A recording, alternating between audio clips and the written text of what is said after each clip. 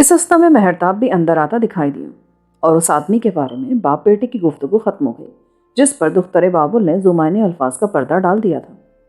وہ قریب آیا تو دونوں نے تعجب سے دیکھا کیونکہ کچھ بجھا بجھا سا نظر آ رہا تھا، جیسے ابھی کچھ کھو بیٹھا ہو۔ شمورہ سمجھی بیلشازار کے ساتھ معاملے کی صورت بہت سنگین ہو گئی ہے، شاید اسی خیال نے اسے پریشان کر دیا ہے۔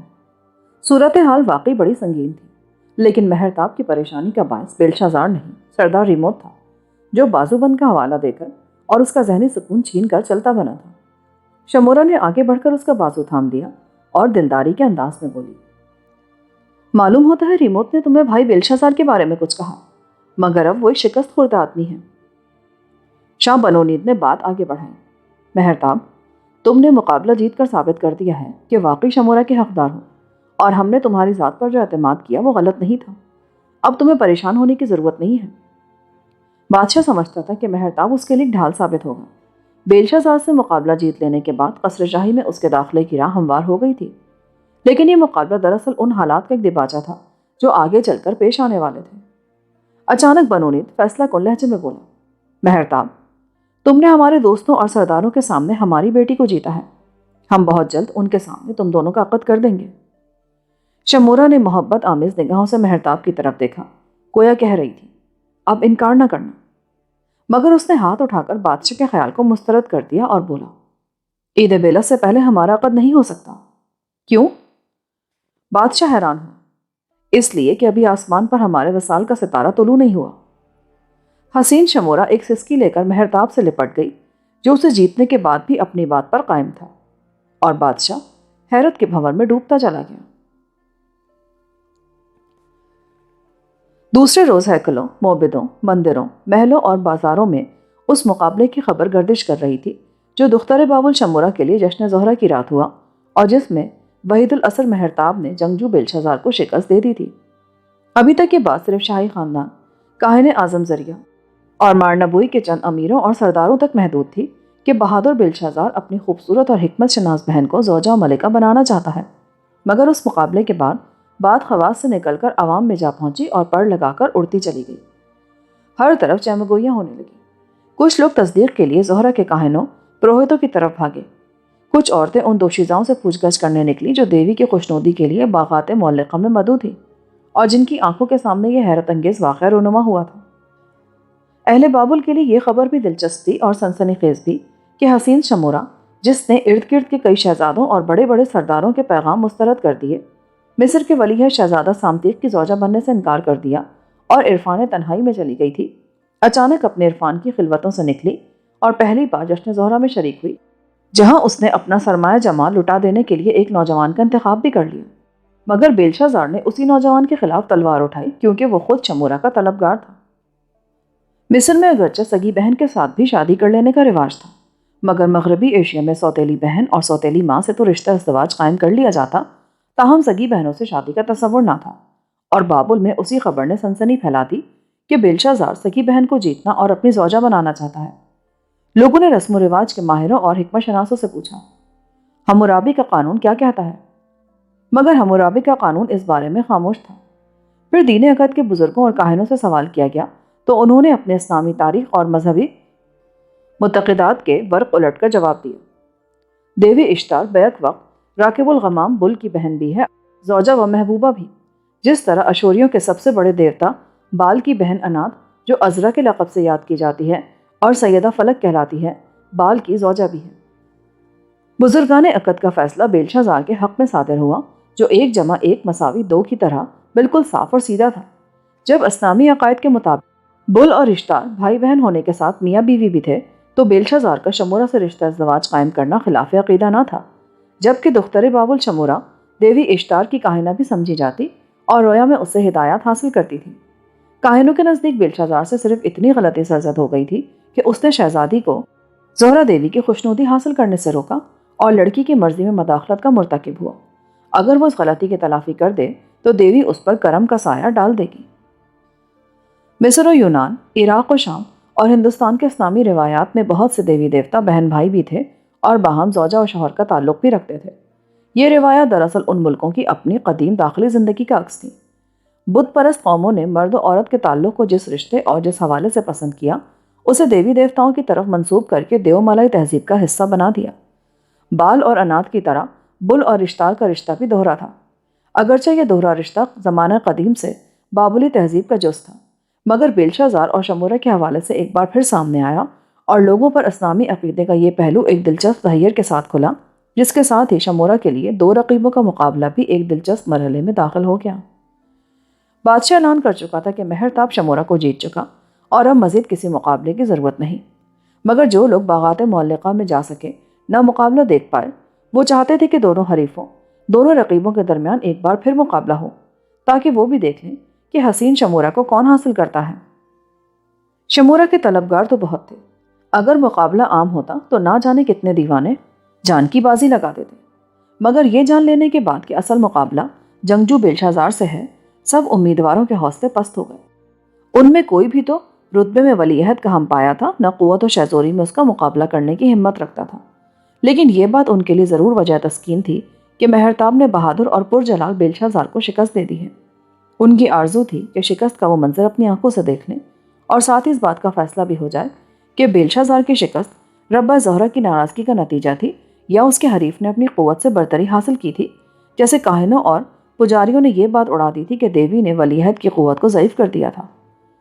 چاند کی 15ویں رات کو، اور یہ جشن زہرہ کی دوسری رات تھی، لوگوں نے ایک حیرت انگیز منظر دیکھا۔ جشن زہرہ باغات معلقہ کے علاوہ ہیکل زہرہ میں بھی منایا جاتا، بلکہ عوامی میلہ ہیکل میں ہی لگتا جو مسلسل 2 راتیں جاری رہتا تھا۔ باغات معلقہ میں مختلف حلقوں یا پھر طبقاتی تقسیم کے مطابق مردوں اور دوشیزاؤں کو مدعو کیا جاتا، مگر ہیکل زہرہ میں اس قسم کی کوئی طبقاتی پابندی نہیں تھی۔ یہاں ہر طبقے کی کنواریاں اور بیاہتا ناریاں بھی دیوی کی خوشنودی حاصل کرنے کے لیے آتی تھیں۔ ہیکل بل مردوک یعنی زگورات اور موبد اکور کے بعد ہیکل زہرہ اپنی رفعت و وسعت کے اعتبار سے ایک بڑی عمارت تھی، جہاں ہیکل کے سینکڑوں کاہنوں، مہنتوں، پروہتوں، پجاریوں کے رہائشی کمروں کو چھوڑ کر 20 کمرے اور حجرے عبادت گاہ کے ارد گرد پھیلے ہوئے تھے۔ جشن کی رات میں یہ حجرے اور کمرے ہیکل کی غلام گردشیں تک مقدس بدکاری کے لیے وقف ہو جاتی تھیں، حتیٰ کہ رہائشی کمرے کرائے پر چڑھ جاتے۔ پھر بھی لوگ ہیکل کے آس پاس طوائفوں اور قصبیوں کے مکانوں میں راتیں بسر کرتے تھے۔ زہرہ نغمہ و موسیقی، رقص و سرور، حسن و جمال اور فنون لطیفہ کی دیوی تھی۔ نہ صرف ان فنون سے وابستہ لوگ اس کی پرستش کرتے، بلکہ اپنے غیر معمولی حسن و شباب اور جنسی روایات کے ساتھ وہ ہر طبقے میں مقبول تھی۔ اسی لیے جشن پر ہیکل اس کے پرستاروں سے کھچا کھچ بھر جاتی۔ یوں تو ہر جمعہ اور چاند کی ہر تیسری رات کو بازار عیش کی جسم فروش عورتوں، موبدوں کی دیوداسیوں اور عقیدت گزار عورتوں کا ہجوم رہتا تھا، لیکن بازار کی نائکائیں نئی لڑکیوں اور اچھوتی لونڈیوں کو ان کے آغاز کار سے پہلے جشن زہرہ کا انتظار کرتی، تاکہ دیوی کی برکت ان کے شامل حال رہے۔ اس موقع پر ہزاروں لڑکیاں دیوی کی خوشنودی کے لیے ہیکل میں حاضری دیتی اور کسی حجرہ عیش میں رات گزارتی تھیں۔ جشن کی دوسری رات بھی ہیکل زہرہ کے اندر اور باہر عقیدت گزار عورتوں اور ان کے عاشقوں کا ہجوم بے حد و بے حساب تھا۔ تازہ پھول، خوشبوئیں، سوت کے سرخ و سفید دھاگے، ریشمی اور سوتی پارچہ، سونے چاندی کے زیورات، قسم قسم کے جواہرات، دیگر چڑھاوے اور نذرانے بیچنے والوں کے ارد گرد لوگوں کی بھیڑ تھی، کیونکہ دیوی کی خوشنودی حاصل کرنے سے پہلے اسے کوئی چڑھاوا دینا ضروری تھا۔ بے شمار جوڑے اپنی اپنی حیثیت کے مطابق نذرانے خریدنے میں مصروف تھے۔ ہیکل کے باہر ایک طرف چڑھاووں کا بازار سجا تھا اور اس بازار میں ایک شور اور ہنگامہ بپا تھا۔ دوسری جانب دیو ہیکل دروازے پر زہرہ کی پیاریاں دف پر اس کی حمد گا رہی تھی کہ اچانک میرودیج بیلشازار کی آمد کا غلغلہ اٹھا۔ فوراً ہی زہرہ کے پروہت اور پجاری دروازے سے نکلے اور لوگوں کو پرے ہٹانے لگے تاکہ ولی عہد کی سواری میں کوئی رکاوٹ پیدا نہ ہو سکے۔ ان کے پیچھے پیچھے ہیکل کا کاہن اعظم بھی اپنے سرخ افود کے ساتھ نمودار ہوا۔ اسی لمحے بیلشازار کا رتھ 2 رویا کھڑے مردوں عورتوں کے درمیان سے گزرتا دروازے پر رکا، اور جو ہی وہ اپنے 2 مصاحبوں کے ساتھ نیچے اترا، کاہن اعظم اس کے سامنے 2 زانو ہو گیا اور پروہت سجدے میں گر پڑے۔ پھر کاہن اعظم اسے اپنے ساتھ لے کر اندر داخل ہوا۔ پروہت ایک قوس نما دائرے کی شکل میں پیچھے ہو گئے اور باہر مردوں عورتوں کا ہجوم سرگوشیاں کرنے لگا کہ بیلشازار معلقہ باغات میں سرزد ہونے والی غلطی کا ازالہ کرنے آیا ہے۔ اور یہ غلط نہ تھا۔ ولی عہد کاہن اعظم کی پیشوائی میں، جس کے آگے آگے کچھ پجاری لوگوں کو راستے سے ہٹاتے جا رہے تھے کیونکہ ہیکل کے اندر بھی بہت بھیڑ تھی، غلام گردشوں اور راہداریوں سے گزرتا ہال نما کمرہ عبادت میں پہنچا، جہاں سینکڑوں دوشیزائیں اور ان کے طلبگار زہرہ سے برکت حاصل کرنے کی خاطر جمع تھے، اور زہرہ اپنے حشر خیز جسم کی تمام تر دلکشی کے ساتھ ہیکل کے سٹیج پر استادہ اپنے پرستاروں کو مقدس بدکاری کی ترغیب دے رہی تھی۔ اس کا پیتل کا بے لباس بدن، جسے عرق گلاب سے غسل دے کر اور کتان سے رگڑ رگڑ کر خوب چمکایا گیا تھا، دعوت نظارہ دے رہا تھا۔ پروہتوں نے پہلے ہی لوگوں کو پرے دھکیل کر اسٹیج کے سامنے خالی حلقہ بنا لیا تھا اور خود ہاتھ میں ہاتھ ڈالے اور باہوں کی زنجیر بنائے نیم دائرے میں کھڑے تھے۔ بیلشازار کاہن اعظم کے ساتھ اسی خالی حلقے میں نمودار ہوا اور بڑی عقیدت سے دیوی کے سامنے جھک گیا۔ ٹھیک اسی لمحے کاہن اعظم کی آواز بلند ہوئی، اے زہرہ جمال، سلطنت کالدیہ کا محافظ ولی عہد تیرے حضور حاضر ہے۔ اپنے بلند اقبال خادم پر عنایت کی نظر ڈال اور اس کی نظر قبول فرما۔ بیلشازار نے شاہی چوغے کی جیب سے 3 لڑیوں کا قیمتی ہار نکالا۔ ہر لڑی میں 3 ہیروں کا اہتمام کیا گیا تھا۔ اس نے آگے بڑھ کر ہار دیوی کے قدموں میں رکھ دیا اور دوزانوں ہو کر بولا، اے جمال آسمان، کل رات تیرے غضب کی وجہ سے ہم اپنے حریف پر فتح حاصل نہ کر پائے، مگر شمورہ کے لیے ایک بار پھر اس سے مقابلہ کریں گے۔ یہ کہہ کر اس نے میان سے تلوار نکال لی۔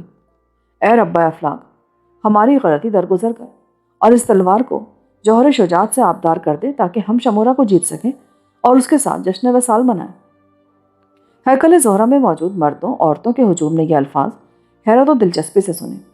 اسی کمرہ عبادت میں عورتیں اپنے محبوب مردوں کے لیے، مرد اپنی محبوب عورتوں کے لیے التجا کرتے تھے کہ دیوی ایک دوسرے کے دل میں جذبہ عشق پیدا کر دے تاکہ وہ وصل کی رات لذتوں سے شاد کام ہو۔ مگر بیلشازار نے دیوی سے شمورہ کی محبت نہیں مانگی، صرف اپنی قوت و شجاعت سے اسے جیتنے کی خواہش کی تھی، اپنے رقیب پر فتح چاہی تھی۔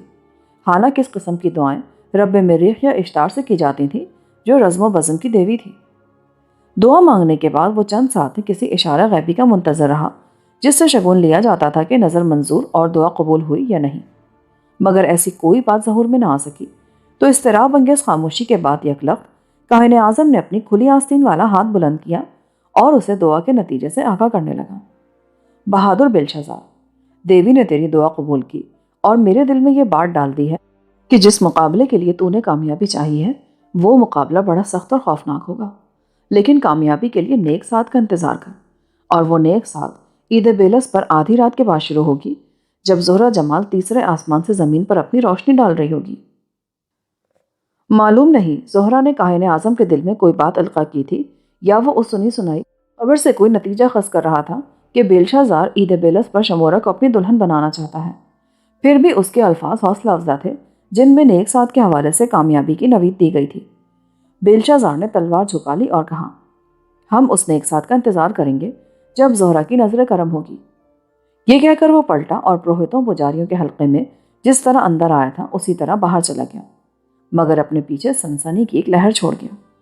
ہیکل زہرہ میں ہر جگہ ہر طرف ایک ہی بات کا چرچا تھا کہ جنگجو بیلشازار اپنے رقیب سے ایک اور مقابلہ چاہتا اور بہن کو بزور تیغ جیتنے کا خواہش مند ہے۔ اس خبر نے دیوی کی خوشنودی کے لیے آنے والی اچھوتی لڑکیوں، لونڈیوں، دیوداسیوں، جوان عورتوں اور ان کے طالبوں میں ایک حیرت انگیز سنسناہٹ پیدا کر دی کہ عید بیلس کی رات شمورہ کے لیے ایک اور مارکا ہوگا۔ اگرچہ ہیکل کے کاہن اعظم نے ولی عہد کو کامیابی کی مبہم سے بشارت بھی دے دی تھی، لیکن اکثر دلوں میں یہی آرزو دھڑکنے لگی کہ جیت اس مرد کی ہو جسے شمورہ اپنے لیے پسند کرتی ہے۔ اس سال جشن زہرہ کی پہلی رات اگر باغات معلقہ میں بابل کی حسین شہزادی کو جیتنے کا چرچا رہا تو ہیکل زہرہ میں مقدس بدکاری کی دوسری رات بھی شمورہ ہی موضوع گفتگو تھی۔ بعض دانشور کہتے ہیں کہ ہر خوبصورت عورت ایک کہانی ہے، کیونکہ جب وہ پیدا ہوتی ہے ایک کہانی جنم لیتی ہے، یا پھر بات یوں ہے کہ جب کسی واقعے میں عورت داخل ہوتی ہے اس میں کئی پیچ و خم پیدا ہو جاتے ہیں، واقعے پر کسی افسانے کا گمان ہونے لگتا ہے اور لوگوں کی دلچسپی بڑھ جاتی ہے۔ دختر بابل شمورہ خود ایک اچھوتی کہانی تھی، یگانہ اثر مہرتاب ناظرینوں کے دلوں کو گرما دینے والا افسانہ عشق تھا، اور جنگجو بیلشازار قوت و غرور کا نشان تھا۔ اگلے روز پورے بابل میں پھر شمورہ کی بات چل رہی تھی۔ ہیکل زہرہ میں بیلشازار کی حاضری اور دیوی کے حضور اس دعا کا چرچا تھا جو اس نے اپنی کامیابی کے لیے مانگی تھی۔ بنونیت نے یہ سنا تو پریشان ہو گیا۔ اسی نے بیٹے کو ہیکل میں جانے اور دیوی سے معافی مانگنے کا مشورہ دیا تھا، مگر بیلشازار شمورہ کو جیتنے پر بضد تھا، جبکہ بادشاہ چاہتا تھا کہ وہ اس سے دستبردار ہو جائے۔ مارنبوئے کے عمرہ و روسا میں بھی اس خبر سے تشویش و اضطراب کی لہر دوڑ گئی کہ بیلشازار شمورہ سے دستبردار نہیں ہوا۔ اس وقت جب ایرانی لشکر شہر کا محاصرہ ڈالے بیٹھا تھا، محل کے اندر یہ نیا جھگڑا کسی نئی مصیبت کا پیش خیمہ بن سکتا تھا۔ دراصل باپ بیٹے کے درمیان اقتدار کی ایک نئی کشمکش تھی۔ بیلشا زار پہلے صرف تخت و تاج اور مکمل اختیارات حکومت کا طلبگار تھا، مگر اب حکومت و سلطنت کے ساتھ شمورا کو بھی اپنی ملکہ بنانے پر اصرار کر رہا تھا تاکہ بادشاہ کو اس کی رہنمائی سے محروم کر دے۔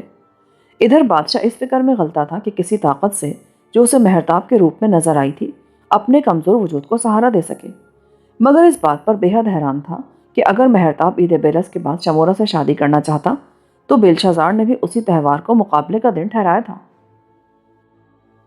اسی رات بادشاہ نے، جب وہ قلعہ اسگیلا میں محو خواب تھا کیونکہ ان ایام میں شاہی خاندان باغات معلقہ سے اسگیلا کے محلات میں منتقل ہو چکا تھا، ایک بھیانک خواب دیکھا۔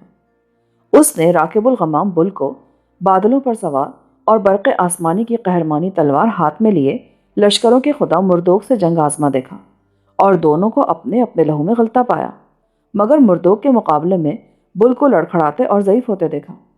اس نے دونوں کی مشترکہ محبوبہ و زوجہ اشتار کو زمین پر تڑپتے دیکھا کیونکہ وہ زخمی تھی اور اس کے ہاتھوں سے خون رس رہا تھا۔ وہ زخمی حالت میں بھی اپنی باہیں مردوک کی طرف لہرا رہی تھی جیسے اس کی مدد و پناہ چاہتی ہو، اور یہ منظر دیکھ کر وہ آزردہ خاطر ہو گیا۔ پھر بادشاہ نے اپنے آپ کو بھی تیغ زنوں اور تیر اندازوں کے نرغے میں گھرا دیکھا جو اجنبی اور نہ جانے کس طرح دیوتاؤں کی فصیل ایمگور بل کے اندر گھس آئے تھے۔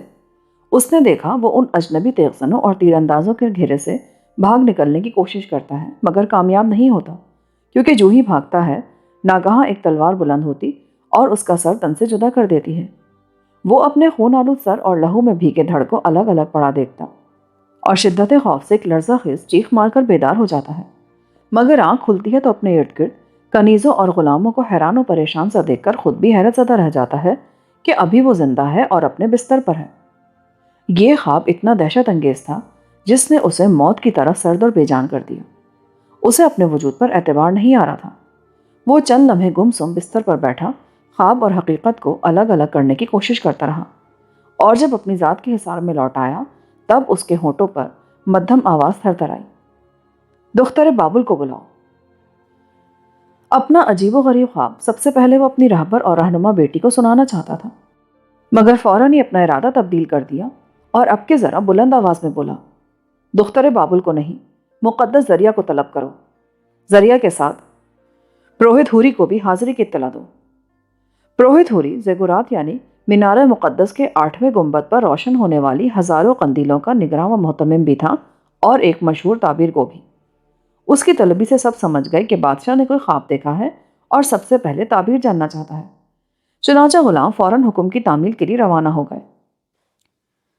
مقدس ذریعہ اور پروہت ہوری ایوان خاص میں داخل ہوئے جہاں بادشاہ بالکل اکیلا تھا۔ اس نے اپنا خواب بیان کیا اور تعبیر پوچھی۔ ہوری نے جواب دیا، راکب الغمام بل اور لشکروں کے خدا مردوک میں جنگ نہیں ہو سکتی کیونکہ وہ ایک دوسرے میں ضم ہو چکے ہیں۔ پھر اشتار دیوی دونوں کی مشترکہ زوجہ و محبوبہ اور دونوں کو خوش رکھتی ہے۔ اس کا فطری ملان بے شک مردوک کی طرف زیادہ ہے جو قوت و مردانگی کا مظہر ہے، تاہم وہ بل کو بھی کسی شکایت کا موقع نہیں دیتی۔ بادشاہ حیران ہوا، کیا ہم نے کوئی جھوٹا خواب دیکھا ہے؟ نہیں خداوند، زیگورات کا تعبیر گو بتانے لگا، بعض خواب تمثیلی اور اشارتی ہوتے ہیں۔ حضور نے رویا میں رب بل اور خدا مردوک کو جنگ آزما دیکھا اور مقدس اشتار کو تڑپتے پایا، تو یہ ایک تمثیل ہے اس مقابلے کی جو دختر بابل شمورا کے لیے ہونے والا ہے۔ عالی جانب بل اور مردوک کے روپ میں در حقیقت ولیعہد بیلشا زار اور مہرتاب کو ایک دوسرے سے لڑتے دیکھا ہے، اور شاہ معظم نے اشتار کو نہیں دراصل شمورا کو زخمی پایا ہے جو دیوی اشتار کی کاہنہ اور رویا میں اس سے ہم کلام ہوتی ہے۔ اپنے خواب کی یہ تمثیل اور تعبیر سن کر بادشاہ کچھ اور پریشان ہو گیا، کیونکہ اگر اس نے شمورا کو دیوی اشتار کی شکل میں دیکھا تو بیلشا زار اور مہرتاب اس کی خاطر بل اور مردوک کے روپ میں جنگ آزما ہوئے تھے، لیکن بادشاہ نے کچھ اور بھی دیکھا تھا جس نے اسے دہلا دیا، اور وہ اسی دہشتناک منظر کی تعبیر جاننے کے لیے بڑے مضطرب لہجے میں بولا، ہم نے رویا میں اپنا سر تن سے جدا ہوتے بھی دیکھا، کہیں ہماری ذات کو نقصان پہنچنے کا اندیشہ تو نہیں؟ حضور کی ذات والا اس رویا میں نشان سلطنت کے طور پر دکھائی گئی ہے۔ پروہت ہوری خواب کے سب سے بھیانک منظر کی تعبیر بتانے لگا۔ خداوند کے سر کا تن سے جدا ہونا دراصل اس امر کی طرف اشارہ ہے کہ اگر دختر بابل کے لیے ہونے والا مقابلہ طول پکڑ گیا اور جھگڑے کو عقل مندی سے نہ نمٹایا گیا تو سلطنت دو لخت ہو جائے گی۔ زیگورات کے پروہت کی زبان سے یہ نکتہ سن کر بادشاہ کو کسی قدر حوصلہ ہوا کہ کم از کم اس کی ذات کو کسی خطرے کا احتمال نہیں، لیکن یہ خیال بڑا روح فرسا تھا کہ شمورا کو جیتنے کا جھگڑا اس حد تک بڑھ سکتا ہے کہ سلطنت کالدیا 2 ٹکڑوں میں تقسیم ہو جائے۔ اس نے پریشانی میں مقدس ذریعہ کی طرف دیکھا۔ کیا اس جھگڑے کو ختم کرنے کی کوئی ترکیب ہو سکتی ہے؟ عالیجا حکم جاری کریں کہ شہزادی شمورا کے لیے دوسرا مقابلہ نہیں ہوگا۔ ذریعہ کی تجویز بادشاہ کو پسند آئی، مگر وہ کچھ سوچ کر افسردہ ہو گیا اور فکر مند آواز میں بولا، بیلشازار حکم عدولی کرے گا، کیونکہ وہ ہیکل زہرہ میں دوسرے مقابلے کا اعلان کر چکا ہے اور دیوی سے اپنی کامیابی کی دعا مانگ چکا ہے۔ حضور اس مقابلے کو روکنے کی کوئی تدبیر نکال سکتے ہیں؟ ذریعہ نے اشارہ بھی کر دیا، شاید ہماری شہزادی شمورا کو بہتر مشورہ دے سکیں۔ ہماری رہبر و رہنما بیٹی مہرتاب کو پسند کرتی اور اسی کے ساتھ عقد چاہتی ہے، تو پھر شادی کا اعلان کر دیا جائے۔ اچانک حوری نے اپنا ہاتھ بلند کیا، شادی کی صورت میں جھگڑا بڑھ جائے گا، پھر ہم کیا کریں؟ بنو نید حوری سے مخاطب ہوا، تم نے ہمارے خواب کی پرحکمت تعبیر نکالی ہے، خرابی کو روکنے اور سلطنت کو 2 ٹکڑے ہونے سے بچانے کی کوئی تدبیر بھی تم ہی نکالو۔ حوری چند ساعتوں کے لیے مراقبے میں چلا گیا، پھر بولا، دیوتاؤں نے حضور کو ایک تمثیلی رویا دکھایا اور جھگڑے کو نمٹانے کی تدبیر بھی پیش کی ہے، اور وہ تدبیر یہ ہے جس طرح دیوی اشتار بیک وقت بل اور مردوک کی زوجہ ہے، اسی طرح شہزادی شمورا بھی بیک وقت بیلشازار اور مہرتاب کی زوجہ محبوبہ بننا قبول کر لے۔ یہی آپ کے خواب کی تعبیر ہے اور یہی وہ صورت ہے جو سلطنت کالدیا کو متحد رکھ سکتی ہے۔ حوری کا جواب اس قدر سنسنی خیز اور غیر متوقع تھا کہ بادشاہ اور ذریعہ دونوں فرط حیرت سے ایک ساتھ کھڑے ہو گئے، کیونکہ زیگورات کے تعبیر گو نے جو تدبیر بتائی اس پر عمل ناممکن تھا۔ مہرتاب جب سے بابل آیا تھا کتنے ہی ہوش ربا واقعات ہو گزرے تھے جو اس کی ذات سے وابستہ ہوئے، مگر کچھ پردہ اخفا میں رہے، کچھ کھل گئے۔ پہلا ہی واقعہ جب اسے دیکھ کر دانائے فرات گوما کی گویائی لوٹ آئی اور پھر وہ کلام کرنے لگا، اس قدر حیرت انگیز تھا کہ جس نے سنا دنگ رہ گیا۔ مگر بیلشازار سے ہونے والا مقابلہ اتنا سنسنی خیز تھا کہ لاکھوں انسانوں کے اس شہر میں دھوم مچ گئی۔ کیا عورتیں کیا مرد اس شگانہ اثر کو دیکھنے کے لیے بے چین ہو رہے تھے جس نے دیوتاؤں کی پیاری شمورا کو جیتا تھا۔ لیکن مہرتاب 14ویں رات کو باغات معلقہ سے رخصت ہوا تو پھر کسی کو نظر نہ آیا۔ بیلشازار کے ساتھ مقابلہ کرنے اور شمورا کو جیتنے کی خبر موبد اکور کی تیکھی دیوداسی پارکا نے بھی سنی اور ورتہ حیرت میں ڈوب گئی۔ شہزادی کے پراسرار محبوب کی خبر وہ سن چکی تھی اور یہ بھی جانتی تھی کہ وہ اس کا نام ظاہر نہیں کرتی، مگر پارکا اب یقین کے ساتھ کہہ سکتی تھی کہ مہرتاب ہی اس کا محبوب تھا، اور بڑی بے چینی سے اس کی آمد کا انتظار کرنے لگی۔ ان راتوں کے مطابق جو سردان ارقال کے بجائے اب مہرتاب کی ہو گئی تھی، اسے ہر تیسری یا چوتھی رات پارکا ہی کے کمرے میں گزارنا تھی، لیکن تیسری کے بعد چوتھی رات بھی گزر گئی اور وہ نہ آیا، جس پر دیوداسی کی بے قراری میں اضافہ ہونے لگا۔ مہرتاب اور شمورا کے تعلق کی خبر کاشانہ زہرہ کے غلاموں اور بیدخت کی پیاریوں کے علاوہ نور ناہید آموسی اور آفریدہ جمال بیدخت نے بھی سنی اور سب پر ایک حیرت گزر گئی۔ نور ناہید اس بات پر حیران تھی کہ اس نے زہرہ جمال سے بے وفائی کی ہے، حالانکہ اسے مہرتاب کی ذات سے توقع نہیں تھی۔ خود بیدخت کچھ ڈوبی ڈوبی، کچھ کھوئی کھوئی، کچھ حیران حیران سی تھی، جیسے کوئی انمول شے اس کے ہاتھ سے نکل گئی ہو، یا وہ زمین جس پر وہ کھڑی تھی اسے چھوڑ کر آگے بڑھ گئی ہو یا پیچھے ہٹ گئی ہو، اور اب وہ خلا میں لٹک رہی تھی۔ بیلشازار جیسے مرد کو شکست دینا اور کسی خوبصورت عورت کو اس سے جیت لینا بڑا ولولہ انگیز واقعہ تھا، مگر جیتی جانے والی عورت وہ خود نہیں کوئی اور تھی، شہزادی شمورا تھی وہ، اور اب اس کے دل میں غم کے بھنور پڑ رہے تھے کہ اس جیت میں اس کی اپنی ہار تھی۔ شاید مہرتاب اس کے حلقہ تعلق سے نکل گیا، شاید اب وہ تیسری اور آخری خواہش پوری نہ ہو سکے جس کی تکمیل پر اس کی تکمیل ذات کا انحصار تھا۔ یہ دکھ اسے اندر ہی اندر کھایا جا رہا تھا کہ مہرتاب کا مرکز نگاہ تبدیل ہو گیا ہے۔ وہ جشن زہرہ سے کچھ دیر پہلے مل کر گیا تھا، پھر لوٹ کر نہیں آیا۔ ایک طرف تو یہ صدمہ روح میں شگاف ڈال رہا تھا کہ آسمان بدل گیا، زمین ہل گئی، دوسری جانب اس کے نہ آنے کا غم۔ اس دوہرے صدمے نے کائنات کی سب سے حسین عورت کو نڈھال کر دیا، اور وہ غم محبت کی ایک ایسی کیفیت سے دوچار ہوئی جو اس پر پہلے کبھی نہیں گزری تھی۔ زندگی میں پہلی بار کسی مرد سے وہ محبت کر بیٹھی تھی جو اس کی تمناؤں کا محور بن گیا، اور دل پر چوٹ کھانے کا تجربہ بھی پہلا تھا۔ ابھی تک یقین نہیں آ رہا تھا کہ وہ محبت کی بازی ہار گئی ہے اور مہرتاب نے کسی دوسری عورت کو جیت لیا ہے، مگر پورے بابل میں ایک ہی بات کا چرچا تھا اور وہ اسے جھٹلا نہیں سکتی تھی۔ اگر مہرتاب شمورہ کو جیت کر بھی اس کے پاس آ گیا ہوتا تو شاید اس معاملے کو وہ کوئی اور معنی پہنانے کی کوشش کرتی، مگر اس سے گئے کتنے دن گزر گئے، کتنی راتیں بیت گئیں۔ اب یہ سوال بھی بار بار ذہن کو کچوکے دے رہا تھا کہ آیا کیوں نہیں، آئے گا بھی یا نہیں۔ بے دخت کو کسی پہلو قرار نہیں تھا اور سوچ سوچ کر اندر سے ٹوٹ رہی تھی کہ جس مرد کو اس نے چاہا وہ بدل گیا، اسے چھوڑ کر چلا گیا، اور اب اساگیلا میں شہزادی شمورہ کا مہمان ہوگا، شاہی کنیزیں اس کی خدمت پر معمور ہوں گی، حسین اور پرشوقت مستقبل اس کے ارد گرد گھوم رہا ہوگا۔ وہ اس فکر میں غلطاں تھی کہ جس مرد یگانہ کو اس نے اپنے لیے منتخب کیا تھا وہ کسی اور کا ہو گیا۔ مگر جشن زہرہ کے واقعے کو 5 دن بیت رہے تھے جب یہ عجیب و غریب خبر ملی کہ مہرتاب جشن کی رات ہی شہزادی شمورہ سے رخصت ہو گیا اور پھر اس سے نہیں ملا۔ اس خبر نے زہرہ جمال کو چونکا دیا۔ بات اگرچہ کچھ عجیب سی تھی کہ اس نے شہزادی کو جیتا اور اسے چھوڑ کر چلا آیا، لیکن اس میں تھوڑی سی تسکین کا پہلو تھا کہ اگر میرے ہاں نہیں آیا تو شہزادی کے پاس بھی نہیں گیا جو اس کی ملاقات کے لیے بے چین ہو رہی تھی۔ بے دخت سوچنے لگی شاید معاملے کی صورت کچھ اور ہو۔ سپہر تک کچھ اور پہلو کھلے اور پتہ چلا وہ بادشاہ کی خصوصی دعوت پر جشن زہرہ میں شریک ہوا تھا، اور شمورہ اسے پکڑ کر کمرہ تنہائی میں لے گئی تھی، جہاں 4 برس پہلے جب وہ خود جشن زہرہ میں مدعو تھی اور بیلشازار جو ان دنوں شاہ حاضر تھا اسے ہاتھ سے پکڑ کر حجلہ عیش میں لے گیا تھا۔